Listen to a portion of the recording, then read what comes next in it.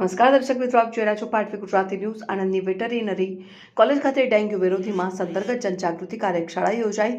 મચ્છરજન્ય રોગોના નિયંત્રણ માટે આણંદમાં આરોગ્ય વિભાગની સઘન ઝુંબેશ. વેટરીનરી કોલેજમાં વિદ્યાર્થીઓને અપાઈ વિશેષ તાલીમ.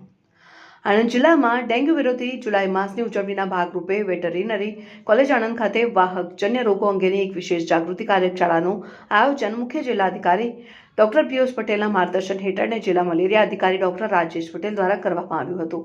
આ વર્કશોપનો મુખ્ય ઉદ્દેશ ચોમાસાની ઋતુમાં વકરતા મચ્છરજન્ય રોગો સામે અટકાયતી પગલાં લેવા અને શૈક્ષણિક સંસ્થાઓમાં સ્વચ્છતા પ્રત્યે સભાનતા કેળવવાનો હતો. અને કાર્યશાળા દરમિયાન જિલ્લા મલેરિયા અધિકારી ડોક્ટર રાજેશ પટેલે મચ્છરજન્ય રોગોના ફેલાવા અને તેનાથી બચવાના ઉપાયો વિશે વિસ્તૃત અને તકનીકી માહિતી પૂરી પાડી સૌને સેન્સિટાઇઝ કર્યા હતા.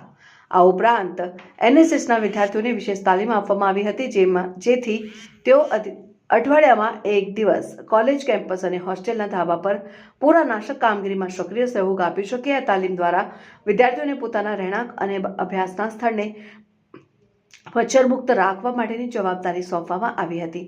આ ઝુંબેશને વધુ અસરકારક બનાવવા માટે કરમસદ આણંદ મહાનગરપાલિકા અને અર્બન હેલ્થ સેન્ટર ગણેશ ચોકડીના આરોગ્ય કર્મચારીઓના સંયુક્ત ઉપક્રમે કોલેજ કેમ્પસમાં સઘન સર્વેક્ષણ કરવામાં આવ્યું. અને આ ટીમ દ્વારા કોલેજના ધાબા, ખુલ્લા મેદાન અને કેમ્પસમાં ચાલતી બાંધકામ સાઇટ પર તપાસ હાથ ધરી મચ્છર ઉત્પત્તિના સંભવિત સ્થાનોનો નાશ કરવામાં આવ્યો હતો.